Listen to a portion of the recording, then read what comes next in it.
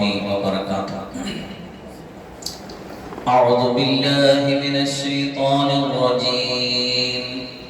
بسم الله الرحمن الرحيم. الحمد لله رب العالمين. الصلاة والسلام على سيدنا محمد وعلى آله وأصحابه أجمعين. اللهم رب اشرح لي صدري ويسر لي أمري واحلل عقدة من لساني يفقهوا قولي. اللهم رب يسر ولا تعسر زدنا علما وحلما وحفظا وعقلا وأدبا كاملا. رب تمم بالخير والسعادة برحمتك يا أرحم الراحمين. بسم الله الرحمن الرحيم. اضرب لهم مثلا أصحاب القرية إذ جاءها المرسلون إذ أرسلنا إليهم اثنين فكذبوهما فعززنا بثالث فقالوا إنا إليكم مرسلون. قالوا ما أنتم إلا بشر مثلنا وما أنزل الرحمن من شيء إن أنتم إلا تكذبون. قالوا ربنا يعلم إنا إليكم لمرسلون وما علينا إلا البلاغ المبين.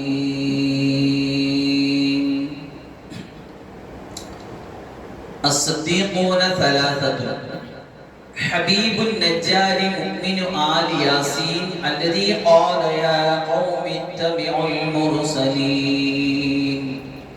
وحزقيل مؤمن آل فرعون الذي قال أتقتلون رجلا أن يقول ربي الله. وعلي بن أبي طالب وهو أفضلهم. الرابي أبو ليلى الأنصاري والد عبد الرحمن السيوطي في الجامع الصغير أو كما قال سيدنا رسول الله صلى الله عليه وسلم. ബഹുനിലയ സദസ്സിൽ ധന്യരായി ഈ മഹത്തായ സദസ്സിനെ അനുഗ്രഹീതമാക്കിക്കൊണ്ടിരിക്കുന്ന ബഹുനിരായ ഉസ്താദ് ഷാഫി ഉസ്താദ് അവറുകൾ, അതുപോലെ എൻ്റെ സഹപ്രവർത്തകൻ അനസ് അൽ ഹാഫിൽ അനസ് ഹംദാനി, ഈ സദസ്സിൽ എത്തിച്ചേർന്ന ബഹുനിരായ രക്ഷകർത്താക്കളെ, സ്നേഹം നിറഞ്ഞ വിദ്യാർത്ഥികളെ, വിശ്വാസിനികളെ, അല്ലാഹു സുബ്ഹാനഹു വ തആല നമ്മുടെ ഈ മജ്ലിസിനെ എല്ലാ നിലയ്ക്കും കബൂലാക്കി തരുമാറാകട്ടെ. വളരെ അനുഗ്രഹീതമായ ഒരു മാസത്തിൽ, പവിത്രമായ സമയത്ത്, ഒരുപാട് ഖൈറാത്തുകൾ കൊണ്ട് അല്ലാഹു അനുഗ്രഹിച്ച ഒരു മജ്ലിസിലാണ് നാം ഇപ്പോൾ ഭാഗവാക്കായിക്കൊണ്ടിരിക്കുന്നത്. അല്ലാഹുവിന്റെ ഇസ്മുകൾ ഉരുവിട്ട ഹബീബായ മുത്തായ തങ്ങളുടെ മേലുള്ള സലാത്തും സലാമും കൊണ്ട് ധന്യമായ, ഇനി ഒരു കുട്ടി അവന്റെ അധ്വാനവും കഠിനാധ്വാനവും പരിശ്രമവും കൊണ്ട് നേടിയെടുത്തൊരു മഹത്തായ ഹാഫിദ് പട്ടം നേടാനിരിക്കുന്ന, അവൻ ഓതി തീർക്കുന്ന വിശുദ്ധമായ ഖുർആൻ അവൻ ഓതി തുടങ്ങി ഇപ്പോൾ ഓതി തീർത്ത ഹാഫിദാകാൻ പോകുന്ന ധന്യമായ മുഹൂർത്തത്തിൽ ഇതെല്ലാം കഴിഞ്ഞ് പടച്ചറപ്പിന്റെ അടുത്ത് നമ്മൾ കൈയുയർത്തി അല്ലാഹുവിന്റെ അടുത്ത് നമ്മുടെ ആവശ്യങ്ങൾ പറയുന്ന ദുആയുടെ മഹത്തായ സദസ്സിൽ നമ്മെ ഒരുമിച്ച് കൂട്ടി തന്നതുപോലെ നമ്മളിൽ നിന്നെല്ലാം ഈ അമലുകളെ ഇഖ്ലാസുള്ള അമലുകളാക്കി കബൂലാക്കുമാറാകട്ടെ. അല്ലാഹുവിനെയും അല്ലാഹുവിന്റെ ദീനിനോട് നമ്മൾ കാണിക്കുന്ന സ്നേഹത്തിന്, നമ്മൾ കാണിക്കുന്ന ഈ കടപ്പാടിന്, നമ്മുടെ മനസ്സിൽ ഖുർആനോടും ഖുർആനിന്റെ ആൾക്കാരോടുമുള്ള ഈ ഇഷ്ടത്തിന് അല്ലാഹുവിന്റെ ഇഷ്ടം തന്ന് നമ്മെ എല്ലാവരെയും അനുഗ്രഹിക്കട്ടെ. അല്ലാഹുവിന്റെ ഇഷ്ടപ്പെട്ടവരിൽ ഉൾപ്പെടുത്തി അല്ലാഹു നമ്മെ അനുഗ്രഹിക്കട്ടെ. ആമീൻ. സ്വലാത്തിന്റെയും ഖുർആനിന്റെയും മജ്ലിസാണ് എല്ലാ വ്യാഴാഴ്ചയും ഇവിടെ നടക്കാറുള്ളത്. ഇപ്രാവശ്യം ഖുർആൻ ഹിഫ്ദ് പൂർത്തീകരണത്തിന്റെ മജ്ലിസ് കൂടി ഉണ്ടെങ്കിലും നടന്നു വന്ന ഖൈറാത്തുകൾക്കൊന്നും മുടക്കം വരാതെ അതും ഇതും കൂടി ചേർത്ത് ഒരു മഹത്തായ മജ്ലിസാക്കാൻ ആഗ്രഹിച്ചത് കൊണ്ടാണ് വളരെ കുറഞ്ഞ സമയമെങ്കിലും നമ്മൾ ചെയ്തു വന്ന ആ ഒരു കർമ്മത്തിനെ പൂർത്തീകരിക്കാൻ അല്ലെങ്കിൽ കണ്ടിന്യൂ ചെയ്യാൻ വേണ്ടി നമ്മൾ ശ്രമിക്കുന്നത്.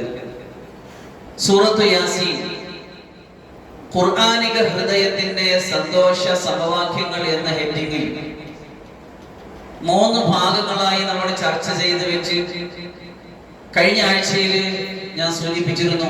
വളരെ മഹത്തായ ഒരു ഉപമയാണ്, ഒരു ചരിത്ര സംഭവമാണ് അല്ലാഹു സുബ്ഹാനഹു വ തആല സൂറത്ത് യാസീനിലൂടെ നമ്മെ പഠിപ്പിക്കുന്നത്. ഒരുപാട് പാഠങ്ങൾ നമുക്ക് ഉൾക്കൊള്ളാൻ കഴിയുന്ന, എല്ലാ ദിവസവും അല്ലാഹു നമ്മളെ കൊണ്ട് പാരായണം ചെയ്യിപ്പിച്ച് നമ്മുടെ ഓർമ്മയിൽ തന്നുകൊണ്ടിരിക്കുന്ന ഈ ചരിത്ര സംഭവത്തിൽ ഒരുപാട് ഉത്ബോധനങ്ങൾ അല്ലാഹു നടത്തുന്നുണ്ട്. അതിനെക്കുറിച്ച് നമുക്ക് ഇൻഷാ അല്ലാഹ് ചർച്ച ചെയ്യാം. അപ്പൊ നമുക്ക് ആ സംഭവത്തിലേക്ക് കടന്നു വരാം. യാന്ത്രികമായി ഓതിപ്പോകുന്നതിന് പകരം ഓതുന്നത് എന്താണ്, അല്ലാഹുവിന്റെ ഖുർആനിൽ അല്ലാഹു നമ്മോട് അടിയാറുകളോട് സംവദിക്കുന്നത് എന്താണ് എന്ന് അറിഞ്ഞ് മനസ്സിലാക്കി ചെയ്യുമ്പോഴേ യഥാർത്ഥത്തിൽ ഒരു ഖുർആൻ പാരായണമാവുകയുള്ളൂ. അല്ലെങ്കിൽ ചടങ്ങിനൊരു ദിക്ർ ചെല്ലുന്നു എന്നതിനപ്പുറം നമ്മുടെ ഹൃദയത്തിൽ ഒരു ആസ്വാദനമോ അല്ലാഹുവോടുള്ള ആ ഒരു മഹാത്മ്യത്തിന്റെ വർധനവോ ഉണ്ടാവുകയില്ല. പടച്ചറബ് അല്ലാഹുവിന്റെ ഖുർആനിൽ എന്തെല്ലാം കാര്യങ്ങളാണ് പറഞ്ഞു വെച്ചിരിക്കുന്നത്. വകുല്ല ശൈഇൻ ഫസ്സൽനാഹു തഫ്സീലാ, എല്ലാം ഒന്നും പുറത്തു പോകാത്ത തരത്തിലെല്ലാം അല്ലാഹുവിന്റെ ഖുർആൻ അല്ലാഹു വിശദീകരിച്ചു വെച്ചിരിക്കുന്നു. അപ്പൊ കുറേശ്ശെ നമ്മൾ അതൊക്കെ എന്തൊക്കെയാണെന്ന് മനസ്സിലാക്കാനുള്ള ഒരു എളിയ ശ്രമമാണ് ഇവിടെ നടത്തിക്കൊണ്ടിരിക്കുന്നത്. അപ്പൊ നമുക്ക് ആ മസലിലേക്ക്, ആ ഒരു ചരിത്ര സംഭവത്തിലേക്ക് നമുക്കൊന്ന് കിടക്കാം.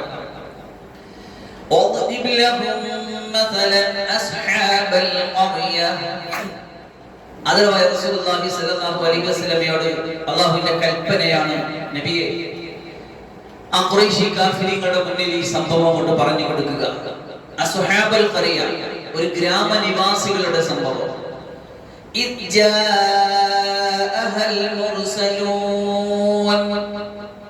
ആ ഗ്രാമനിവാസികളുടെ അടുത്തിലേക്ക് അല്ലാഹുവിന്റെ അയക്കപ്പെട്ട നിയോഗിക്കപ്പെട്ട ദൂതന്മാർ ചെന്ന സന്ദർഭം. ഇത്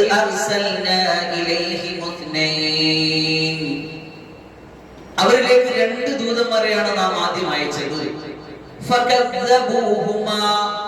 പക്ഷെ ആ നാട്ടിലെ ഗ്രാമനിവാസികൾ ആ 2 ദൂതന്മാരെയും കളവാക്കി.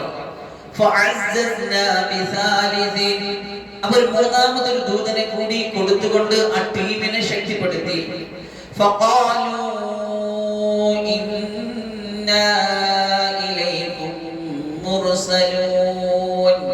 അവർ 3 പേരും കൂടി ശക്തമായിട്ട് അവരോട് പറഞ്ഞു, തീർച്ചയായിട്ടും ഞങ്ങൾ നിങ്ങളിലേക്കുള്ള ദൂതന്മാരാണ്. അള്ളാഹുവിനെയും അള്ളാഹുവിന്റെ പരലോകത്തെയും അറിയിക്കാനും പരിചയപ്പെടുത്താനും വന്ന പ്രബോധന ദൗത്യവുമായിട്ട് നിങ്ങളിലേക്ക് നിയോഗിക്കപ്പെട്ട ദൂതന്മാരാണ് ഞങ്ങളെന്ന് അള്ളാഹുവിന്റെ ആ മുർസലീങ്ങൾ തർക്കീദ് ചെയ്തുകൊണ്ട് ഇന്നാ ഇലൈക്കും മുർസലൂൻ കട്ടയ്ക്ക് പറഞ്ഞു. അപ്പൊ ജനങ്ങൾ പറയുകയാണ്, മാ അൻതും ഇല്ലാ ബശറുൻ മിസ്ലുനാ, നിങ്ങൾ ഞങ്ങളെ പോലത്തെ മനുഷ്യന്മാര് മാത്രമാണ്. വമാ അൻസല റഹ്മാൻ മിൻ ശൈഇ, അല്ലാഹു ഒന്നും ഇറക്കിയിട്ടില്ല. അങ്ങനെ അല്ലാഹു നിങ്ങളെ പ്രത്യേകിച്ച് ഒരു സവിശേഷതയും തന്നിട്ടില്ല. നിങ്ങൾ നബിമാരും അല്ല, മുർസലീങ്ങളും അല്ല, അല്ലാഹു ഒന്നും ഇറക്കിയിട്ടുമില്ല. ഇൻ അൻതും ഇല്ലാ തക്ദിബൂൻ, നിങ്ങൾ കള്ളമാണ് പറയുന്നത്, നിങ്ങൾ കളവാണ് പറയുന്നത്. ഖാലൂ റബ്ബുനാ യഅലമു ഇന്നാ ഇലൈക്കും ലമുർസലൂൻ. അപ്പോൾ തൗഹീദിന്റെ കുറച്ചും കൂടി കടുത്ത സ്വരത്തിൽ അല്ലാഹുവിന്റെ റസൂലുമാരി മുർസലീങ്ങൾ ആ സമൂഹത്തോട് പറഞ്ഞു അത്രേ, റബ്ബുനാ യഅലമു, നമ്മുടെ നാഥൻ അറിയാം, ഇന്നാ ഇലൈക്കും ലമുർസലൂൻ, തീർച്ചയായിട്ടും ഞങ്ങൾ നിങ്ങളിലേക്കുള്ള മുർസലീങ്ങൾ തന്നെയാണെന്ന് അല്ലാഹുവിനറിയാം. വമാ അലൈനാ ഇല്ലൽ ബലാഗുൽ മുബീൻ, ഞങ്ങൾ വന്നു, ഞങ്ങൾ ദൗത്യം നിർവഹിക്കുന്നു, ഞങ്ങളുടെ മേലുള്ളത്, ഞങ്ങളുടെ ഉത്തരവാദിത്തം, ഞങ്ങളുടെ ബലാഗ്, ഞങ്ങളുടെ തബ്ലീഗ്, ഇത് എത്തിച്ചു തരിക, പ്രബോധന ദൗത്യം നിർവഹിക്കുക, ഇത് മാത്രമേ ഉള്ളൂ ഞങ്ങളുടെ ലക്ഷ്യം. അത് ഞങ്ങൾ നിർവഹിച്ചിരിക്കുന്നു എന്ന്.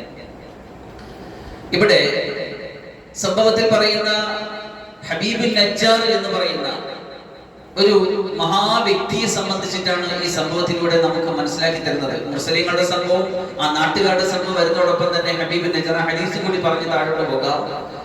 ഹബീബായി മുത്തായി തങ്ങൾ സല്ലല്ലാഹു അലൈഹി വസല്ലം നമ്മൾ പറയുണ്ടായി, സിദ്ദീഖീങ്ങൾ 3 പേരാണ്. സിദ്ദീഖീങ്ങൾ 3 പേരാണ്. ഒന്ന്, സൂറത്തു യാസീനിൽ പറയപ്പെട്ട ഹബീബുൻ നജ്ജാർ.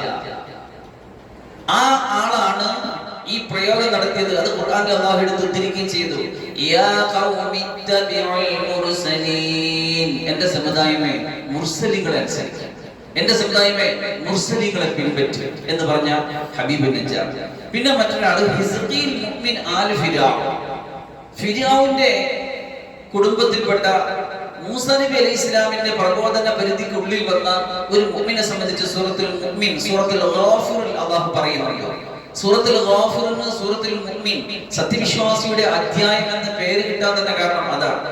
വഖാല റജുലുൻ മുഅ്മിനുൻ മിൻ ആലി ഫിർഔന യക്തുമു ഈമാനഹു അതഖതുലൂന റജുലൻ അൻ യഖൂല റബ്ബിയല്ലാഹ്. എന്താണ് അല്ലാഹു പറയുന്നത്? ഫിർഔന്റെ ഫാമിലിയിൽപ്പെട്ട ഒരു സത്യവിശ്വാസിയായ മനുഷ്യൻ, അദ്ദേഹം ഈമാനെ ഒളിച്ചു വെച്ച് ജീവിക്കുകയായിരുന്നു. അദ്ദേഹം അവരോട് ചോദിച്ചൊരു ചോദ്യമുണ്ട്. അതഖതുലൂന റജുലൻ, ഒരാളെ നിങ്ങൾ കൊല്ലുകയാണോ? അൻ യഖൂല റബ്ബിയല്ലാഹ്, ഞങ്ങളുടെ നാഥൻ അല്ലാഹു ആണെന്ന പരമസത്യം നിങ്ങളോട് പറഞ്ഞതിന്റെ പേരിൽ നിങ്ങൾ ഒരു മനുഷ്യനെ കൊല്ലുകയാണോ എന്ന് ചോദിച്ചൊരാളുണ്ട്.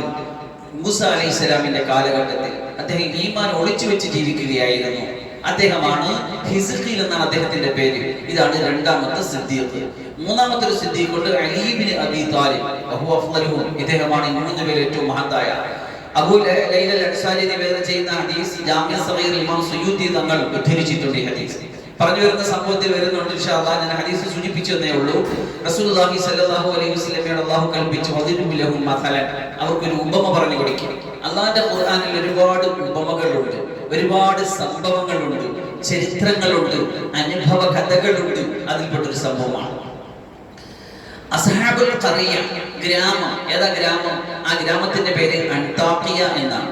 അൻതാഖിയ എന്ന ഗ്രാമം. വകാന ബിഹാ ഫിർഔൻ, മുമ്പൊരു കാലത്ത് ഫിർഔൻ വന്ന് അധികാരം നടത്തിയ നാട്ടിന്റെ പേരായിരുന്നു അൻതാഖിയ. റസൂലുള്ളാഹി സ്വല്ലല്ലാഹു അലൈഹി വസല്ലമയോട് സമൂഹത്തിന് പരിചയപ്പെടുത്തി കൊടുക്കാൻ വേണ്ടി പറയുകയാണ്. ഇവിടെ മുർസലീങ്ങൾ എന്ന് പറയുമ്പോൾ 2 രൂപത്തിൽ. ഒന്നുകിൽ അള്ളാഹു നേരിട്ട് ആ 3 പേരെയും, ആദ്യം 2 പേരെ അയച്ചു, പിന്നെ 3ാമത്തെ ആളിനെ കൊണ്ട് ശക്തിപ്പെടുത്തി എന്നൊരു അഭിപ്രായമുണ്ട്. അതല്ല, ഈസാ നബി അലൈഹി ഇസ്ലാമിന്റെ കാലഘട്ടത്തിൽ ഈസാ നബി അലൈഹി ഇസ്ലാമിനെ അള്ളാഹു ആകാശത്തിലേക്ക് ഉയർത്തിയൊരു സന്ദർഭം ഉണ്ടായിരുന്നു. അതുമായിട്ട് ബന്ധപ്പെട്ട് ഈസാ നബിയാണ് ഇവരെ പറഞ്ഞയച്ചത് എന്നും അഭിപ്രായമുണ്ട്. അള്ളാഹുവിന്റെ നിർദ്ദേശപ്രകാരം ഈസാ അലൈഹി സ്വലാം അവരിലേക്ക് അയച്ചു, ആ നാട്ടുകാരിലേക്ക് അയച്ചു. അയക്കുന്നതിന് മുമ്പ് അവർ പറഞ്ഞു, അവരുടെ അടുത്ത് ദഅവത്ത് ചെയ്യാൻ, പ്രബോധനം ചെയ്യാൻ വേണ്ടി മുസ്ലിങ്ങളെ അയക്കാൻ നേരത്ത് അവർ നബിയോട് പറഞ്ഞു, യാ നബിയല്ലാഹി ലാ നഅരിഫു അൻ നതകല്ലമ ബിഅൽസിനതി, ആ നാട്ടിൽ പോയി നമ്മൾ പ്രബോധനം ചെയ്യാം, പക്ഷെ അവരുടെ ഭാഷ നമുക്ക് കൈകാര്യം ചെയ്യാൻ അറിഞ്ഞൂടാ. ഈസാ അലൈഹിസ്സലാം ഈ മുസ്ലിങ്ങൾക്ക് വേണ്ടി അപ്പോഴും ദുആ ചെയ്തു. അപ്പോഴേ അവർ അവിടെ നിന്ന് ഉറങ്ങിപ്പോയി. അവർ ഉറങ്ങിപ്പോയപ്പോ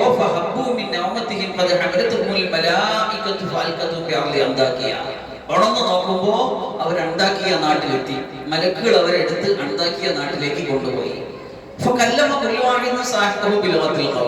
ഈ ഉണർന്ന് എഴുന്നേറ്റ് സംസാരിച്ച് നോക്കുമ്പോ കാണാം ആ നാട്ടുകാരുടെ ഭാഷ.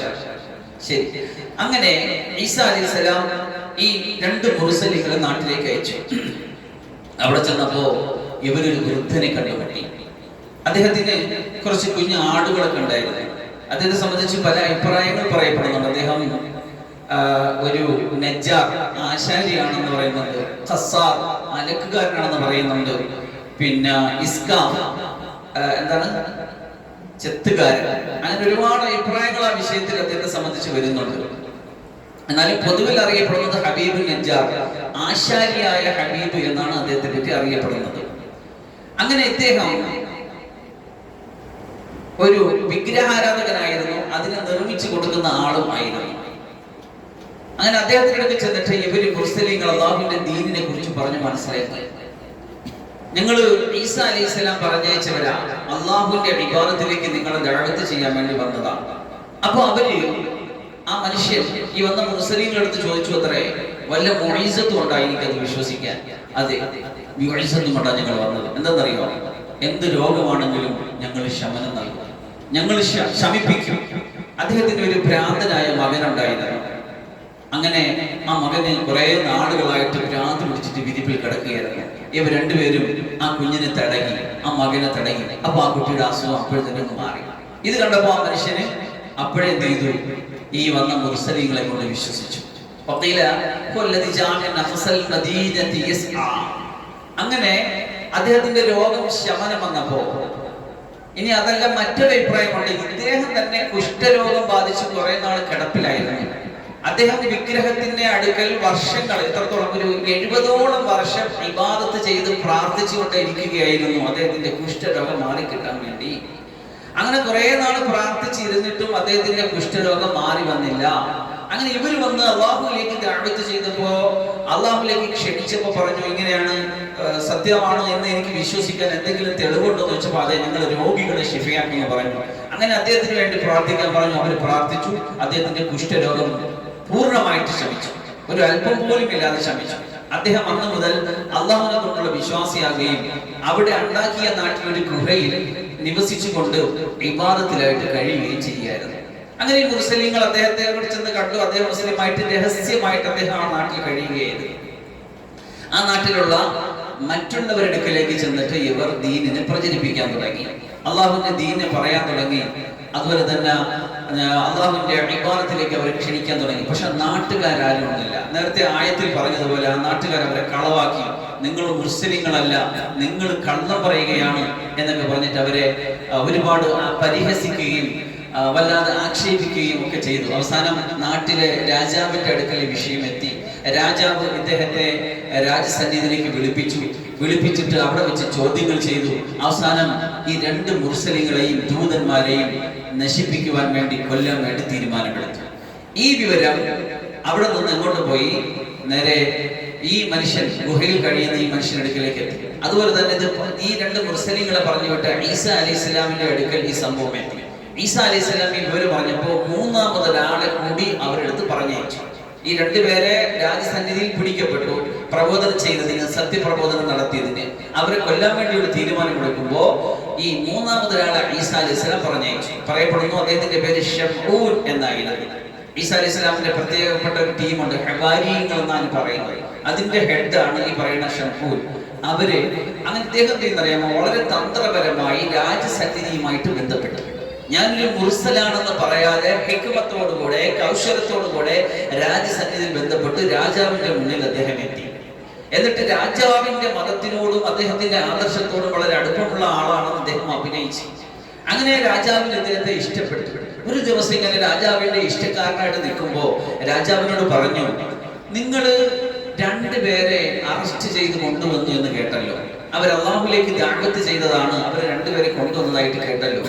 എന്താണ് വന്ന കാര്യം? നിങ്ങളുടെ ലക്ഷ്യമെന്ത്? നിങ്ങളുടെ തെളിവെന്ത്? നിങ്ങൾ വന്ന കാര്യം എന്ത് എന്ന് നിങ്ങൾ ചോദിച്ചോ? അത്ര വിശദമായിട്ട് ചോദിക്കാൻ പറ്റിയില്ല.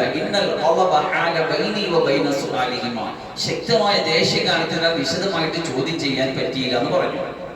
അത് പറഞ്ഞു, ഹാജരാക്കിയിരുന്നെങ്കിൽ നമുക്കൊന്ന് ചോദിക്കാമായിരുന്നല്ലോ എന്ന് പറഞ്ഞു. അങ്ങനെ ഈ ഷംഊൻ എന്ന ആൾ അവരടുത്ത് പറഞ്ഞു, വന്നു നിന്നു. അവരെ രണ്ടുപേരെയും ഹാജരാക്കി. അപ്പൊ ചോദിക്കുകയാണ്, നിങ്ങൾ പ്രബോധനം നടത്തുന്ന, നിങ്ങൾ ദഅവത്ത് ചെയ്യുന്ന കാര്യത്തിന്റെ പിന്നിൽ നിങ്ങൾക്കുള്ള തെളിവ് എന്താണ്? എന്താണ് നിങ്ങൾക്കുള്ള എവിഡൻസ് ചോദിച്ചു. അപ്പൊ അവര് പറഞ്ഞു, ഞങ്ങൾ പറഞ്ഞത് സത്യമാണെന്നതിന് തെളിവായിട്ട് ഞങ്ങൾക്കുള്ളൊരു കഴിവെന്ന് പറയുന്നത് ഞങ്ങൾ കുഷ്ഠരോഗിയുടെ കുഷ്ഠം മാറ്റും. എത്ര വലിയ അസുഖമുള്ളവരുടെയും അസുഖങ്ങൾ ശിഫയാണ്. നമുക്കറിയാലോ, ഈസാ നബി അലൈഹി സ്വലാമിന് അല്ലാഹു കൊടുത്ത മുഅ്ജിസത്ത് അതാ. ലോകത്ത് ഏതൊരു നബിയും കടന്നു വരുമ്പോ ആ കാലഘട്ടത്തിൽ ഉണ്ടായിരുന്ന കഴിവിനെ കവച്ചു വെക്കുന്ന, അതിനെ അതിശയിപ്പിക്കുന്ന, അതിനെ കവർ ചെയ്യുന്ന കഴിവുമായിട്ടാണ് ഓരോ നബിമാരും വരുന്നത്. മൂസ അലൈഹി സ്വലാം വരുമ്പോൾ മാജിക്കിന്റെയും കൺകെട്ടിന്റെയും കാലമായിരുന്നു. അവരുടെ എല്ലാം മൈതാനത്തിട്ട വടിയെ, പാമ്പുകളെ തിന്നുന്ന പാമ്പായിട്ട് മൂസ അലൈഹി സ്വലാമിന്റെ കയ്യിലെ വടിയെ മാറ്റിയ സംഭവമൊക്കെ നമ്മൾ ഖുർആനിലൂടെ വായിച്ചിട്ടുണ്ട്. ആദരവായ റസൂലുള്ളാഹി സ്വല്ലല്ലാഹു അലൈഹി വസല്ലം തങ്ങൾ കടന്നു വരുന്നത് സാഹിത്യത്തിന്റെ പുങ്കവന്മാരായിരുന്ന അറബികളുടെ സമൂഹത്തിലേക്കാണ്. അവരെ വെല്ലുവിളിച്ച് അന്നും ഇന്നും അവരെ വെല്ലുവിളിച്ച് തോൽപ്പിച്ച വിശുദ്ധമായ ഖുർആനാണ് നമ്മൾ ചർച്ച ചെയ്തുകൊണ്ടിരിക്കുന്നത്. ഈസാ അലൈഹിസ്സലാം കടന്നു വരുന്ന സമൂഹം ലോകത്തിലെ ഏറ്റവും വലിയ വൈദ്യശാസ്ത്രത്തിന്റെ അത്യുന്നതയിൽ നിൽക്കുന്ന സമയത്താണ്. അപ്പോൾ ഈസാ അലൈഹിസ്സലാമിന് അല്ലാഹു കൊടുത്ത മുഅ്ജിസത്ത് അവരുടെ വൈദ്യശാസ്ത്രത്തെ കവച്ചെടുക്കുന്ന, അവര് മരിച്ചവരെ ജീവിപ്പിക്കാൻ അവർക്ക് കഴിയില്ലായിരുന്നു. വലിയ വലിയ കുഷ്ഠം പോലുള്ള വെള്ളപ്പാണ്ട് പോലുള്ള കാര്യങ്ങളൊന്നും അവർക്ക് കൈകാര്യം ചെയ്യാൻ പറ്റില്ലായിരുന്നു. പക്ഷെ അതിനെ കവച്ചു വെക്കുന്ന കഴിവുമായിട്ടാണ് ഈസാ അലൈഹിസ്സലാം ആ സമൂഹത്തിലേക്ക് കടന്നു വന്നത്. അതുപോലെ ഈസാ അലൈഹിസ്സലാം അയച്ച ഈ ദൂതന്മാർക്കും അവരുടെ കയ്യിലുണ്ടായിരുന്ന മുഅ്ജിസത്ത് എന്തായിരുന്നു? ഈ കഴിവ് തന്നെയായിരുന്നു. എത്ര വലിയ കുഷ്ഠരോഗവും മറ്റുമൊക്കെ എന്താകും ശമനപ്പെടുത്തു എന്ന് പറഞ്ഞു. അപ്പൊ അവിടെ സദസ്സിൽ ഒരു കുട്ടിയെ കൊണ്ടുവന്നു. കുട്ടി എന്ന് പറഞ്ഞാൽ കണ്ണുകളില്ല ഈ കുട്ടിക്ക്. മംസൂഹൽ ഐനൈൻ മൗദിഉ ഐനൈഹി കൽ ജബ്ഹ, നെറ്റിത്തരം പോലെയാണ് കണ്ണിന്റെ ഭാഗം ഇരിക്കുന്നത്, അവിടെ ഒന്നുമില്ല. ഫദാഉ റബ്ബഹുമാ, എന്തു വന്നിട്ട് ഇവരെടുത്ത് പറഞ്ഞു, ഇതാണ് ഈ കുട്ടിക്ക് കാഴ്ച ഉണ്ടായിട്ടുണ്ട്, ഈ കുട്ടിക്ക് കാഴ്ച കിട്ടണം. അവിടെ ഒന്നുമില്ല, കണ്ണിന് സ്ഥാനത്ത് നെറ്റി പോലെ പരന്നിരിക്കുകയാണ്. അപ്പൊ ഈ രണ്ടുപേരും അവിടെ നിന്ന് അള്ളാഹുവോട് ദുആ ചെയ്തു. എന്നിട്ട് അവിടെ ശമൂൻ എന്ന മൂന്നാമത്തെ ഒരാളുണ്ടല്ലോ, എന്ന് പറഞ്ഞ ശമൂൻ എന്നൊരു മൂന്നാമത്തെ ഒരാളിനെ കൂടി പറഞ്ഞയച്ചല്ലോ. അദ്ദേഹം സദസ്സിലുണ്ട്. അദ്ദേഹമാണ് കൗശലപ്രകാരം രാജാവിനെ കൊണ്ട് ഇവരെ വിളിപ്പിച്ചത്. എന്നിട്ട് അവരെടുത്ത് തെളിവുകൾ ചോദിച്ചത്. അദ്ദേഹം രഹസ്യമായിട്ട് അള്ളാഹുവോട് ദുആ ചെയ്തു, അല്ലാഹുവേ മാറ്റി കൊടുക്കണേ. ഇവർ രണ്ടുപേരും പരസ്യമായിട്ട് ദുആ ചെയ്തു, അല്ലാഹുവേ ഇവന് കാഴ്ച കൊടുക്കണേ എന്ന് ദുആ ചെയ്തു. അങ്ങനെ ദുആ ചെയ്തപ്പോ ഫൻഷക മൗദിഉൽ ബസർ, ആ കണ്ണ് കാണാനുള്ള കാഴ്ചയുടെ കണ്ണിരിക്കുന്ന ഭാഗം പൊട്ടിയങ്ങ് കീറി. ഫഅഖദ ബുന്ദഖതൈനി, രണ്ട് നെറ്റുകൾ എടുത്തു, തീനൻ അതിങ്ങനെ കളിമണ്ണ് പോലെ ആക്കിയിട്ട് ഫവദഅഹുമാ ഫീ ഹദ്ദിഹി, ഈ കീറിയ സ്ഥലത്ത് വെച്ചു കൊടുത്തു. ഫസാറതാ മുഖലതൈനി യുബ്സിറു ബിഹിമാ, കാഴ്ചയുള്ള കണ്ണുകളായിട്ട് ആ കുട്ടിക്ക് അതങ്ങ് മാറിക്കിട്ടി. അപ്പൊ രാജാവിന് അത്ഭുതം വന്നു. ഫഖാല ഇന്ന ഹാഹുനാ ഗുലാമൻ മാത മുൻദു 7 അയ്യാം, 7 വർഷമായിട്ട് മരിച്ചുപോയ ഒരു കുട്ടിയുണ്ട്. വലം അദ്ഫിനുഹു ഹത്താ യജിഅബു, ആ കുട്ടി ഇതുവരെ നമ്മൾ അടക്കം ചെയ്തിട്ടില്ല, ആ കുട്ടിയുടെ വാപ്പ വരുന്നത് വരെ. ഫൽയുഹീഹി റബ്ബുകുമാ, നിങ്ങളുടെ റബ്ബ് ആ കുട്ടിക്ക് ജീവൻ കൊടുക്കുമോ? അപ്പോൾ ഫദഅല്ലാഹു അലാനിയ, പരസ്യമായിട്ട് ദുആ ചെയ്തു. ശമൂൻ എന്നുള്ളവർ രഹസ്യമായിട്ട് ദുആ ചെയ്തു. അങ്ങനെ ദുആ ചെയ്തപ്പോൾ ഇവരുടെ ദുആ കൊണ്ട് ആ കുട്ടി പെട്ടെന്ന് ഹയാത്തോടുകൂടി ജീവനോടുകൂടി എഴുന്നേറ്റ്. എന്നിട്ട് ആ കുട്ടി പറയുകയാണ് ജനങ്ങളോട്, അവിടെ കൂടിയുന്നവരോട് ആ കുട്ടി പറയുകയാണ്, ഇന്നി മിറ്റു മുൻദു 7 അയ്യാം, 7 വർഷം മുമ്പ് ഞാൻ മരിച്ചുപോയി. ഫൗജിത്തു മുശ്രിക, ഞാൻ മുശ്രിക്കായിട്ടാണ് മരിച്ചുപോയത്. ഫൗദ്ഖിൽതു ഫീ 7 ഔദിയത്തിൻ മിനന്നാർ, നരകത്തിന്റെ 7 താഴ്വരകളിൽ എന്നെ പ്രവേശിപ്പിക്കപ്പെട്ടു. ഫൗഹദിറുകും മാ അൻതും ഫീഹി, നിങ്ങൾ നിൽക്കുന്ന കാര്യത്തിൽ നിങ്ങൾ വളരെ ജാഗ്രതപ്പെടേണ്ടതുണ്ട്. നിങ്ങൾ ശിർക്കിലാണ് നിൽക്കുന്നത്, നിങ്ങൾ ശ്രദ്ധിക്കണമെന്ന് അവരടുത്ത് പരസ്യമായിട്ട് പറഞ്ഞു. ഫാമിനു ബില്ലാഹ്, അല്ലാഹുവിനെ കൊണ്ട് നിങ്ങൾ വിശ്വസിക്കുന്നു. സുമ്മ ഫുതിഹത അബ്വാബു സമാ, പിന്നെ ആകാശത്തിന്റെ വാതിലുകൾ തുറക്കപ്പെട്ടു. ഫറആ ശാബൻ ഹസനൽ വജ്ഹി യശ്കു ലിആമുലായി തലാഖ, ഒരു സുന്ദരനായ മനുഷ്യൻ അവിടെ വന്നിട്ട്, ആ മനുഷ്യൻ പറയാണ്, ഞാൻ കണ്ട കാഴ്ച മനുഷ്യൻ പറയാണ്, ആകാശത്ത് ഒരു സുന്ദരനായ മനുഷ്യൻ വന്നിട്ട് ഈ നിൽക്കുന്ന 3 പേർക്ക് വേണ്ടി എൻ്റെ അടുത്ത് ശുപാർശ ചെയ്തു. ആര്? ആദ്യം അയച്ച 2 മുർസലീങ്ങളും ഫഅസ്സസ്നാഹു ബി സാലിസ് എന്ന് പറഞ്ഞ മൂന്നാമത്തെ ആളിനെ കൂടി ചൂണ്ടിക്കിട്ട് പറയാണ്, ഈ 3 പേര് സത്യപ്രബോധനത്തിന് വന്നവരാണ്, ഇവർക്ക് വേണ്ടി ആ വന്ന നല്ല മനുഷ്യൻ എന്നോട് ശഫാഅത്ത് ചെയ്തു. ഹത്താ അഹ്യാനില്ലാ, അങ്ങനെ ശഫാഅത്ത് ചെയ്ത് കഴിഞ്ഞപ്പോൾ അല്ലാഹു എനിക്ക് ജീവൻ നൽകി. വഅന അശ്ഹദു അല്ലാ ഇലാഹ ഇല്ലല്ലാഹ് വഹ്ദഹു ലാ ശരീക ലഹു വഅന്ന ഈസാ റൂഹുല്ലാഹി വകലിമതുഹു. അന്ന് മുഹമ്മദ് റസൂലുള്ളാഹി ഇല്ല, അന്ന് ഈസാ റസൂലുള്ളാഹിയുടെ കാലമാണ്. ഈസാ അലൈഹിസ്സലാം അയച്ച മുസ്ലിങ്ങളാണല്ലോ അവർ. അപ്പൊ അവിടുന്ന് ആ മനുഷ്യൻ ഷഹാദത്ത് പറയുകയാ, ജീവനിട്ട് വന്ന മനുഷ്യൻ ആ ഷഹാദത്ത് പറയുക, ആരാധനയ്ക്ക് അല്ലാഹു അല്ലാതെ മറ്റാരുമില്ല. ഈസാ അലൈഹിസ്സലാം അല്ലാഹുവിന്റെ റൂഹുമാണ്, അല്ലാഹുവിന്റെ കലിമത്തുമാണ്. വഅന്ന ഹൗലാ ഹും റസൂലുള്ളാഹ്, ഈ നിൽക്കുന്ന 3 പേരും അല്ലാഹുവിന്റെ മുസ്ലിങ്ങളാണെന്ന് ഞാൻ സാക്ഷ്യം വഹിക്കുന്നു. ഫഖാലു ലഹു വഹാദ ശമൂൻ അയ്ളമാഹു, അപ്പൊ ചോദിച്ചു, ഈ നിൽക്കുന്ന ശമൂനും ഈ മുസ്ലിങ്ങളിൽപ്പെട്ട ആളാണോ? ഖാല നഅം, അതെ.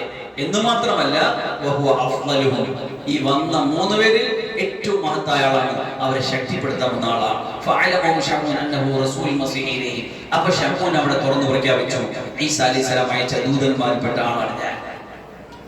ഫഅസർ ഖൗലു ഫീൽ മലികി, രാജാവിന് വലിയ അത്ഭുതമുണ്ടായി. ഫദഅഹു ഇലല്ലാഹ്, അദ്ദേഹത്തിനെ ആ ശമൂൻ അല്ലാഹുവിലേക്ക് ദഅവത്ത് ചെയ്തു. ഫആമനൽ മലികു ഫീ ഖൗമിൻ കസീർ വകഫറ ആഖറൂന, അവിടെ ആ കൗമ് രാജാവും കുറച്ച് ആൾക്കാർ അപ്പോൾ തന്നെ മുസ്ലിങ്ങളായി. എന്നാൽ നല്ലൊരു ശതമാനം പേര് അവിടെ വെച്ച് കാഫിറായി. എന്നാൽ ഖുശൈരി റിപ്പോർട്ട് ചെയ്യുന്നത് രാജാവ് പിന്നെ മുസ്ലിമായി, പക്ഷെ ഖൗം മുസ്ലിമായില്ല എന്ന് പറയപ്പെടുന്നു. ഏതായാലും ശരി, ജിബ്രീൽ അലൈഹിസ്സലാം അവിടെ ഒരു അട്ടഹാസം അങ്ങിട്ട് കൊടുത്തു, ശക്തമായ സൂപ്പർ സോണിക് സൗണ്ട് ഇട്ട് കൊടുത്തു. അപ്പോഴേ കാണാം കാഫിരികളായിട്ടുള്ളവരെല്ലാം ആ അട്ടഹാസം കൊണ്ട് അപ്പോഴേ മരിച്ചുപോയി. ഇവിടെ ഈ കൊല്ലാൻ വിളിക്കുന്ന സന്ദർഭം വേറൊരു പിന്നെ ക്ലൈമാക്സ് അവിടെ ഉണ്ട്, അതിനെ കുറിച്ച് പറയുന്നുണ്ട്, ശ്രദ്ധിച്ചു നോക്കുക. മാത്രമല്ല അവരുടെ ഈ പറയുന്ന അടുത്ത ആയത്തുകളിൽ പറയുന്ന ഒരു കാര്യമുണ്ട്. എന്താ പറയുന്നത്?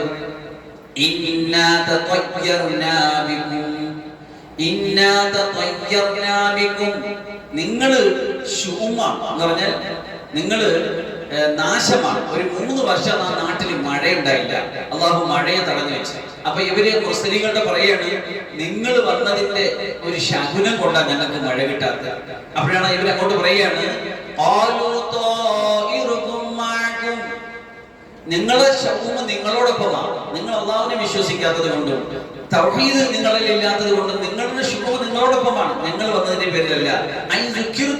നിങ്ങൾക്ക് തൗഹീദ് പറഞ്ഞു തരുമ്പോ, നന്മ പറഞ്ഞു തരുമ്പോ നിങ്ങൾ ഇതിനെ ശുഭമായിട്ട് കാണുകയാണോ?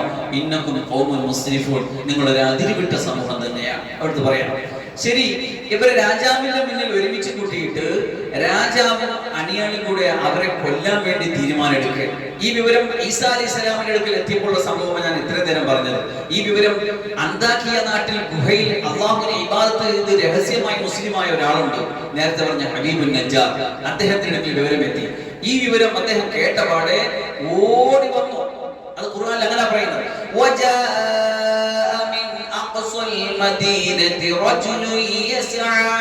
സിറ്റിയുടെ അങ്ങേ അറ്റത്ത് നിന്ന് ഒരു മനുഷ്യൻ ഓടിക്കൊണ്ട് വന്നു. എന്നിട്ട് പറയാണ്,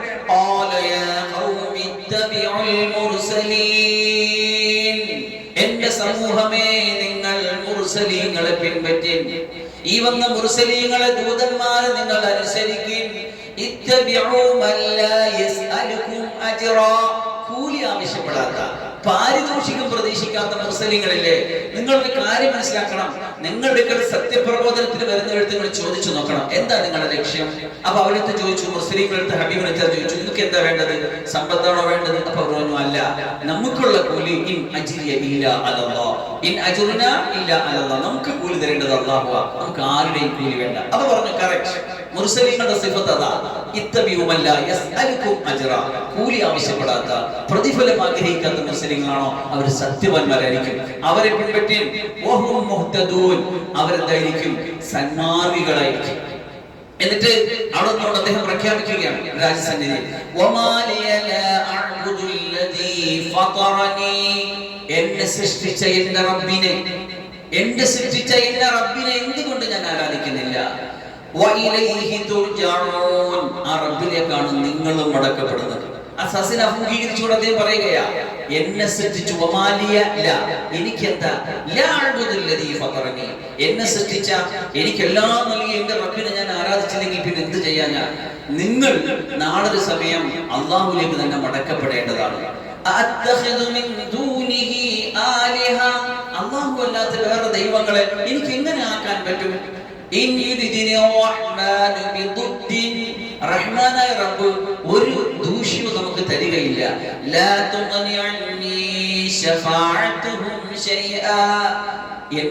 ഞാൻ 70 വർഷം ആരാധിച്ചു കൊണ്ടിരുന്ന ആരാധ്യ വസ്തുക്കളും വിഗ്രഹങ്ങൾക്കൊന്നും ശമനം ചെയ്ത് കഴിയാത്ത രോഗത്തെ ഒരൊറ്റ നിമിഷം കൊണ്ട് എന്റെ രോഗം ശിഫയാക്കി തന്നെ റഹ്മാൻ ഉണ്ടല്ലോ, ആർക്കും ശിഫയാക്കാൻ പറ്റില്ല. തരുന്നതും അല്ലാഹുവാണ്, മാറ്റുന്നതും അല്ലാഹുവാണ്.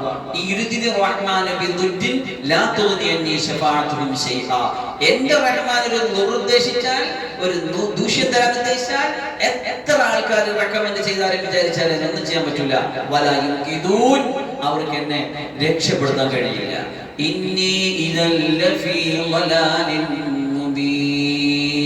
അങ്ങനെ ഞാൻ എന്റെ റബ്ബിനെ വിട്ട് മറ്റേതിനെങ്കിലും ആരാധിക്കാൻ പോയാൽ ഞാൻ വ്യക്തമായ വഴികേടിലായിരിക്കും.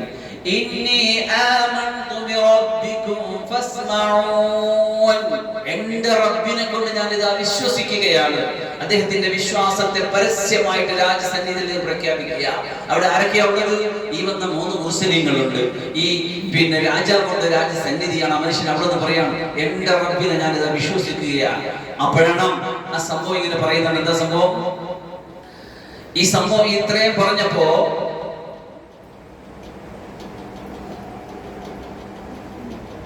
ഈ കൂടി നിന്നവരെല്ലാവരും കൂടി ഈ 3 പേരെ കൂടി ആക്രമിക്കാൻ തുടങ്ങി.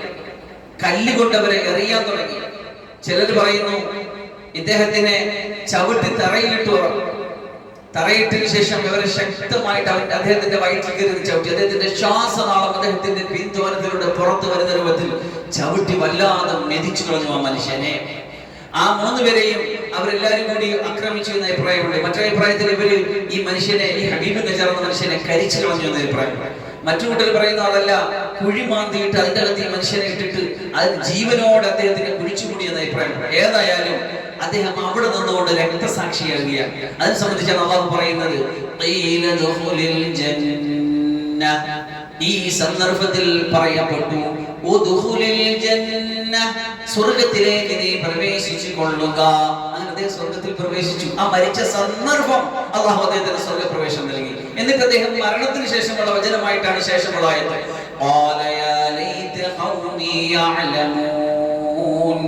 എന്റെ സമുദായം ഇത് തിരിച്ചറിഞ്ഞിരുന്നെങ്കിൽ മരിച്ചാലും അസ്തമിക്കാത്ത ഗുണകാംക്ഷയുടെ മകുടോദാഹരണമായിട്ട് ഹബീബ് നജ്ജാർ എന്നുള്ളവർ സ്വർഗത്തിലേക്ക് പാറി പറന്നു പോകുമ്പോ അദ്ദേഹം പറഞ്ഞ വർത്തമാനം അല്ലാഹു ഇങ്ങനെയാണ് ഉദ്ധരിക്കുന്നത്, എന്റെ സമുദായം ഇതിനെ മനസ്സിലാക്കിയിരുന്നു എങ്കിൽ എന്റെ റബ്ബ് എനിക്ക് പുറത്തു തന്നു എന്ന യാഥാർത്ഥ്യം, എന്നെ ആദരിക്കപ്പെട്ടവനാക്കി ആദരിക്കപ്പെടുന്നവരുടെ കൂട്ടത്തിൽ എന്നെ ഉൾപ്പെടുത്തി എന്നൊരു യാഥാർത്ഥ്യം എന്റെ ഖൗമ മനസ്സിലാക്കിയിരുന്നു എങ്കിൽ എന്ന് അദ്ദേഹം മരിച്ചതിന് ശേഷം പറഞ്ഞതായിട്ടാണ് അല്ലാഹു ഈ ശേഷമുള്ള ഈ ആയത്തുകളിലൂടെ അല്ലാഹു പരാമർശിക്കുന്നത്. അപ്പൊ ഇത്രത്തോളം ത്യാഗം ചെയ്ത ഒരു മനുഷ്യന്റെ ത്യാഗോജ്ജല ജീവിതം, വർഷങ്ങളോളം ഇബാദത്ത് ചെയ്ത് കിട്ടാത്ത അനുഭവത്തെ ഒരു നിമിഷം കൊണ്ട് അല്ലാഹു യാഥാർത്ഥ്യമാക്കി കൊടുത്ത, അല്ലാഹു വിശ്വസിച്ച് രഹസ്യമായിട്ട് ഗുഹയിൽ ഇബാദത്ത് ചെയ്തുകൊണ്ട മനുഷ്യൻ. ഈസാ അലൈഹിസ്സലാമിന്റെ മുർസലീങ്ങൾ ആദ്യം 2 പേര് വന്നു, മൂന്നാമത്തെ ആളെ കൊണ്ട് ശക്തിപ്പെടുത്തി അവർ രാജസന്നിധിയിൽ വന്നു. ഈ അത്ഭുതങ്ങളൊക്കെ നടന്നു. ഈ മനുഷ്യൻ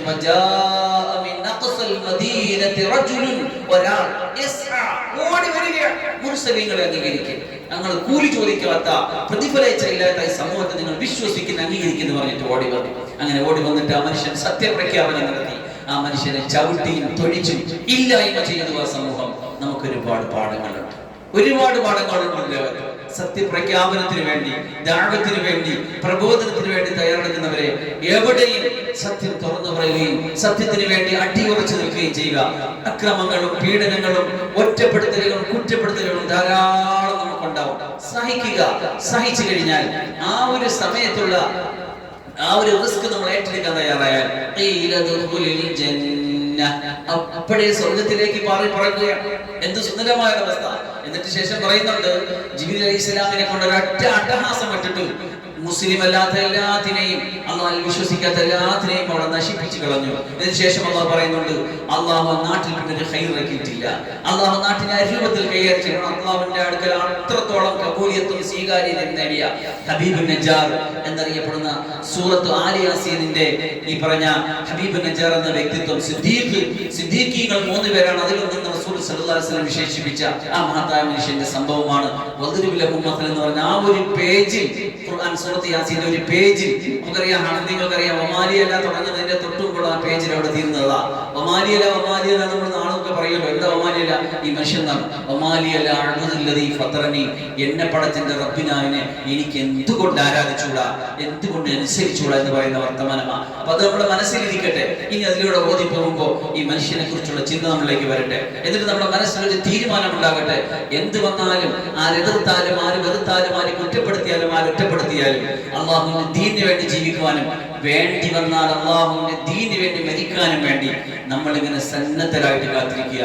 രക്തസാക്ഷികളുടെ പുണ്യം നൽകി മുക്രമീൻ ബിമാ ഗഫറ ലി റബ്ബി വജഅലനി മിനൽ മുക്രമീൻ, പുറത്തു നൽകി മുക്രമീങ്ങളുടെ ആദരിക്കപ്പെടുന്നവരുടെ കൂട്ടത്തിൽ അള്ളാഹു എന്നെ ഉൾപ്പെടുത്തിയ കാര്യം എന്റെ സമൂഹം ഒന്നറിഞ്ഞിരുന്നെങ്കിൽ എന്ന് അദ്ദേഹം പറയുന്ന വർത്തമാനം അള്ളാഹു ഖുർആനിന്റെ പുണ്യമായ വചനങ്ങളായിട്ട് ധരിക്കുകയാണ്.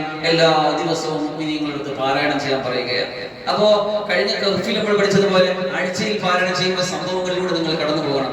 ദിവസം പാരായണം ചെയ്യുമ്പോൾ ഈ സംഭവങ്ങളിലൂടെ നിങ്ങൾ കടന്നു പോകണം. ഓരോ ദിവസവും മുമ്പിൽ അവന്റെ ഈമാൻ ഇങ്ങനെ ഉരുപ്പെടുത്തി ഊതിക്കാച്ചിയ പൊന്നുപോലെ അവങ്ങനെ കാത്തു സൂക്ഷിക്കണം എന്നതാണ് ഈ ചരിത്രത്തിന്റെ സമയം എന്ന് മാത്രമല്ല ഒരുപാട് അതിനടുത്ത് പഠിക്കാനുണ്ട്. അല്ലാഹു സുബ്ഹാനഹു ഇത്രയൊന്നും കഷ്ടപ്പാടില്ലാതെ സിമ്പിൾ ആയിട്ട് നമ്മൾക്ക് ഈമാൻ തന്നില്ലേ, നമ്മൾ മുഅ്മിനീങ്ങളായില്ലേ, നമ്മൾ വിശ്വസിക്കുന്നില്ലേ, നമ്മൾ പ്രബോധനം ചെയ്യുന്നില്ലേ, നമ്മൾ ജീവിക്കുന്നില്ലേ, എത്ര വലിയ അനുഗ്രഹമാണ്. അന്നൊരു കാലത്ത് മുസ്ലിം ആവണമെങ്കിൽ, അന്നൊരു കാലത്ത് മുസ്ലിമായിട്ട് ജീവിക്കണമെങ്കിൽ, മുസ്ലിമായിട്ട് മരിക്കണമെങ്കിൽ എന്തുമാത്രം ത്യാഗമായിരുന്നു. അത് നമ്മൾ അല്ലാഹു പഠിപ്പിക്കുക. ഇപ്പൊ വളരെ സിമ്പിളായിട്ട് അമ്മയും ബാപ്പയും മുസ്ലിമായി വളരെ സിമ്പിളായിട്ട് മുസ്ലിമായിട്ട് ഇങ്ങനെ ജീവിക്കുക.